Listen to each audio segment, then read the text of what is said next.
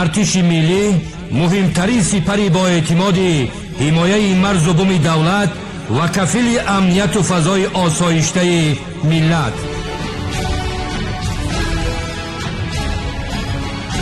артиши миллӣ дорои қобилияти таъмини истиқлолу озодӣ, ҳомии ҳар қатраи обу ҳар зарраи хоки ватан.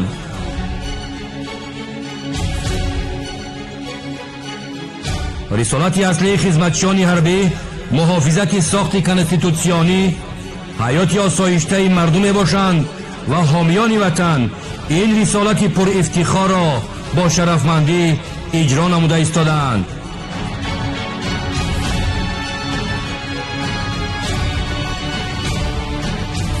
хизмат дар сафи қувваҳои мусаллаҳ, ҳифзи амнияту оромии давлату ҷомеа, пойдории аркони давлатдорӣ, таъмини зиндагии осоиштаи мардум вазифа ва рисолати шаҳрвандии ҳар нафар аст.